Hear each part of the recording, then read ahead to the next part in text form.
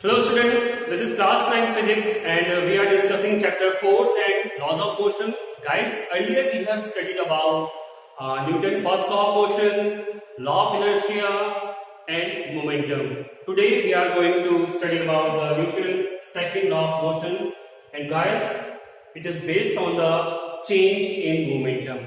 And guys, I hope that you have understood what is momentum, and we know that for momentum it is represented by the P and the formula is M into V, and there are two quantities which are required to calculate the momentum of any object, that is the mass and velocity. So guys, let's consider an example by which you can understand how the momentum is changed in a moving object. Now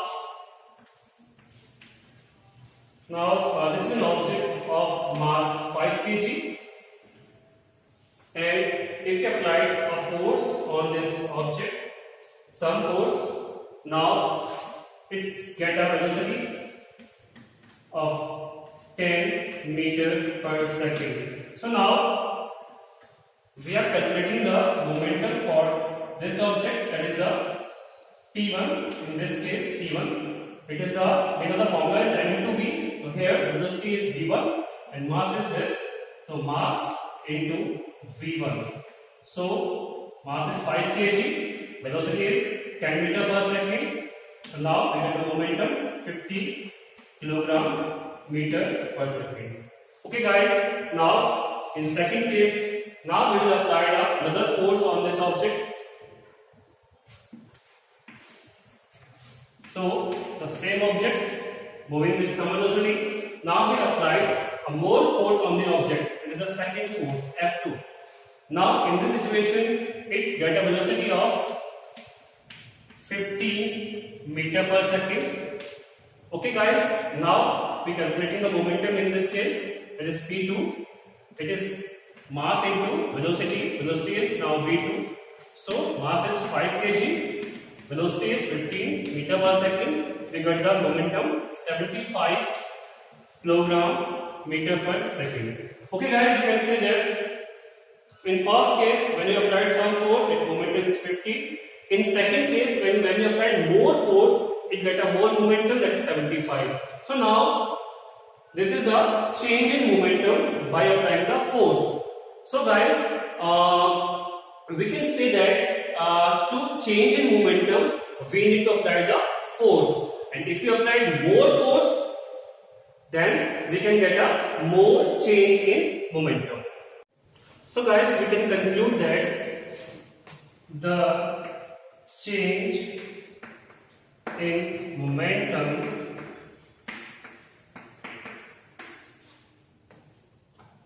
is directly proportional to the force applied.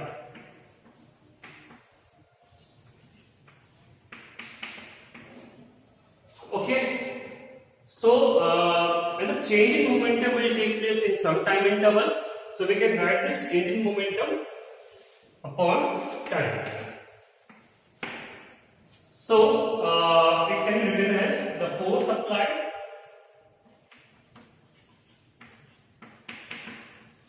is directly proportional to the, when we are considering time, so we can call it rate of change.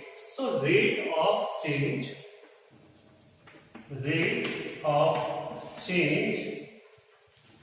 in momentum.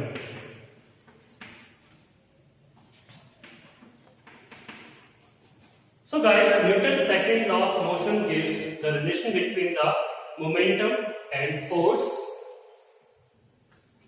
Now we can write the definition for Newton's second law of motion.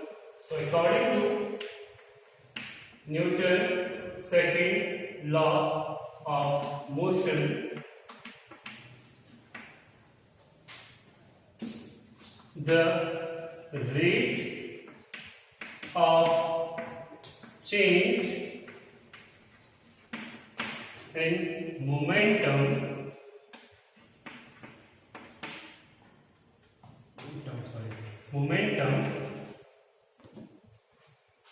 of an object is directly proportional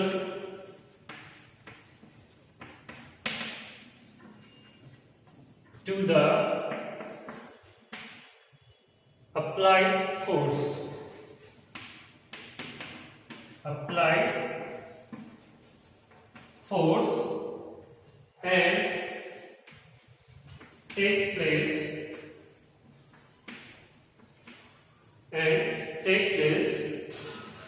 in the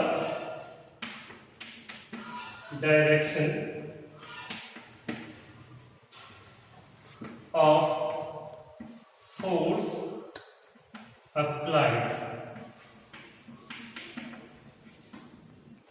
Also guys, we can write this as in the form that for force applied we can write the force F directly proportional to rate of change in momentum. It means changing momentum upon time. So this is the change in momentum. We know that momentum represented by the P. This is represent the change delta P over T. So we can also write this F is directly proportional to the delta P upon T. So guys, we can see that if we apply the large amount of force, so then the changing momentum will be in a shorter time. Now guys, we will write a mathematical formula for Newton's second law of motion. So for this, consider an object is of mass m moving with initial velocity u, and when we applied a force on it, now its velocity is changed into v. So it takes a time of t. Initially it is 0, now it is t. So guys, in these two cases, you can find out the momentum. So for the case number 1, you can find the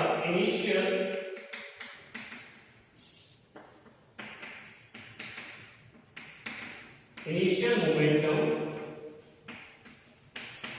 of the body, that is the mass multiplied by initial velocity u. So initial momentum is, we can write p I, that is the mu. Also we can find out the final momentum.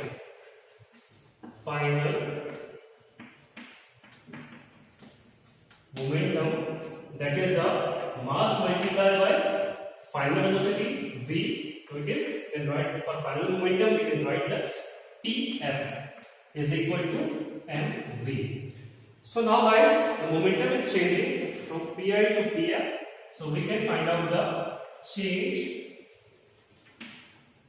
in momentum. Okay, that is the pf minus pi. For changing momentum, we will use a term delta p. Delta shows the change. Okay guys, according to Newton's second law of motion, we know that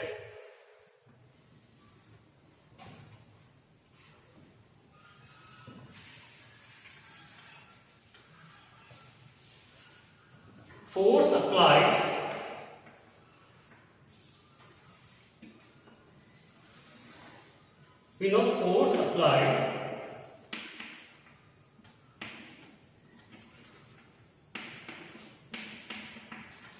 is directly proportional to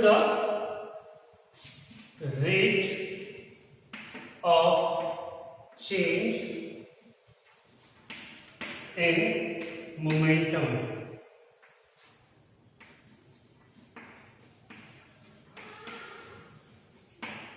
Also we can write force, it is F, directly proportional to the rate of change in momentum. It means the changing momentum in some time interval. So you can write the change in momentum, or simply we can write the changing momentum, that is delta p in time interval t. So F is directly proportional to the delta p over t. Now delta p is the changing momentum, and the changing momentum is Pf minus Pi. So we can write this F directly proportional to the Pf minus Pi over T.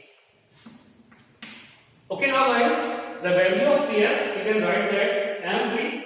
So in place of Pf, we can write mv minus Pi is, we can write that Pi is mu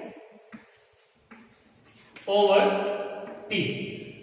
Here m is the common value, so we can write F directly proportional to the m v minus u over T.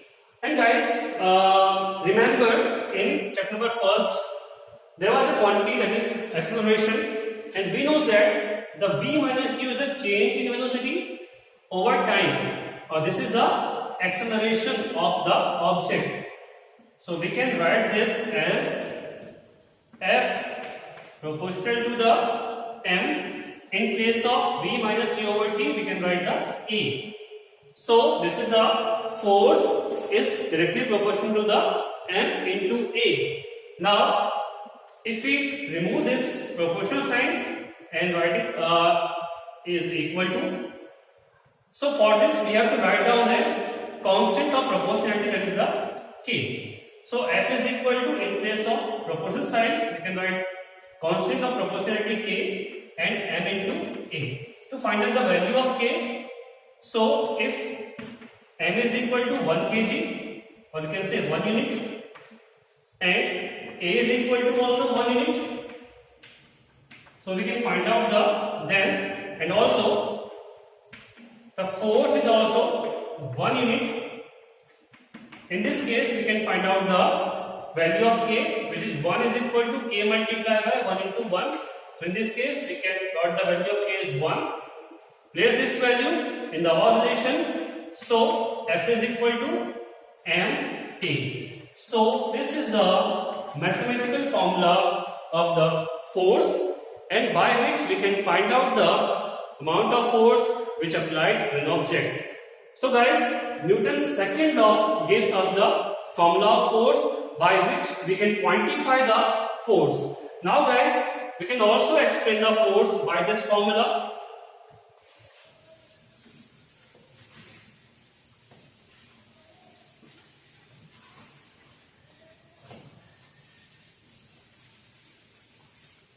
Okay, we got the force is equal to m in mass into acceleration. So we can write that the force can be defined as the product of mass and acceleration. And also, if you are writing the unit SI, unit of force,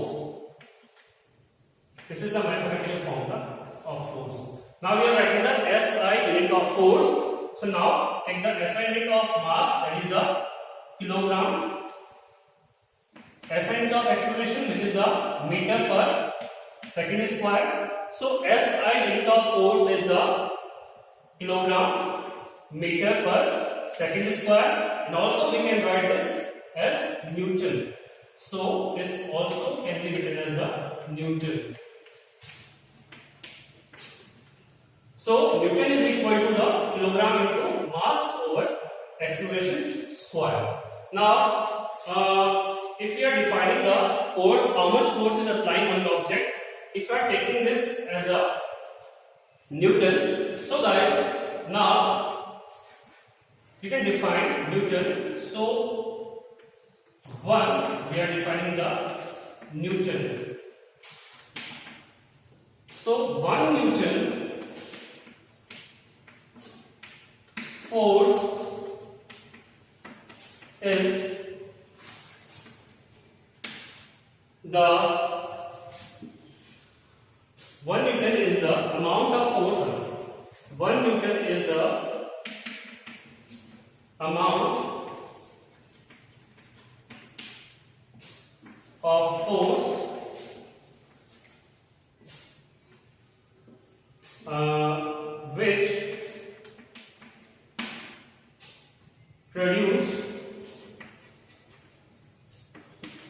which produce the acceleration of 1 meter per second square mass of 1 kilogram. So guys, if we take a 1 kilogram object and by applying the force it gives a 1 meter per second square acceleration, so it means the force will be 1 Newton. So in this case we can write the 1 Newton is equal to 1 kilogram into 1 meter per second square.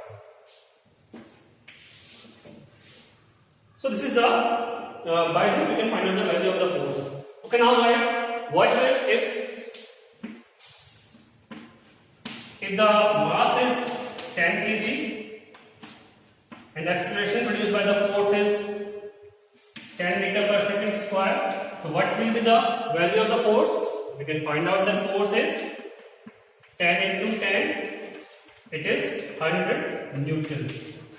So by this formula of the force we can find out the value of the force which is applied on the object. Okay guys, now we will understand how Newton's second law of motion is applicable in our daily life activities. For this, let's take an example, and we know that during a cricket match, if a player catching a ball, so he need to move his hand backward direction. ऐसा क्यों होता है, ऐसा क्यों करता है वो, उसको ट्रेनिंग यही मिलती है कि आपको जब बॉल कैच करना है तो आपको अपने हैंड्स को बैकवर्ड डायरेक्शन में थोड़ा सा मूव करना है, ठीक है ना। देखो बच्चों, इसके लिए हम क्या करते हैं, इसको समझते हैं न्यूटन के सेकंड लॉ से। हमें पता है कि force is directly proportional to change in momentum over time, ठीक है ना। अगर बॉल आपका मूव कर रहा है इसका मतलब it has some momentum, okay. उसके मोमेंटम को चेंज करना है। चेंज कैसे करना है?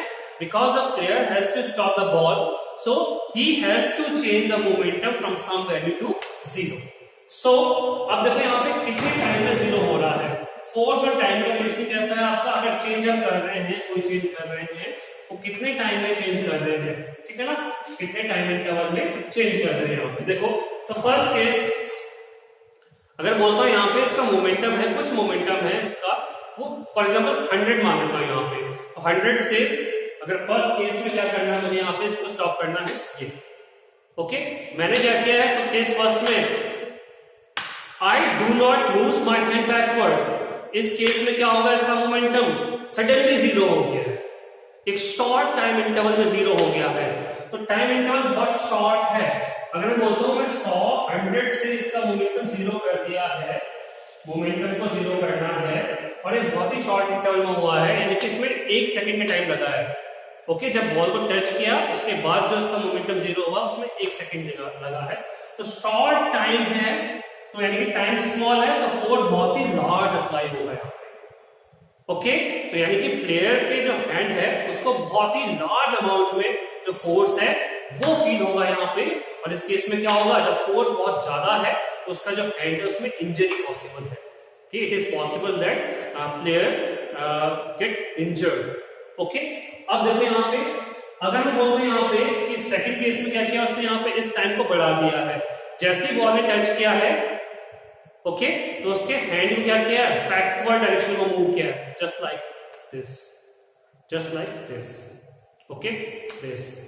इस केस में after contacting the ball to his hand, it's momentum change to 0 in a large time interval.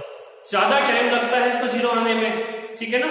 तो यानी कि इसका मतलब टाइम इंटरवल बढ़ गया है, और टाइम इंटरवल की वैल्यू ज्यादा हो जाएगी तो फोर्स की वैल्यू कम हो जाएगी। इस केस में क्या होगा, it feels a less amount of force, और इस केस में इसको इंजरी की पॉसिबिलिटीज भी वो बहुत ही ज्यादा कम हो गई है। So guys, this is the best examples of Newton second law of motion. I hope guys you have understood this, and in my next video we will discuss about the Newton third law of motion.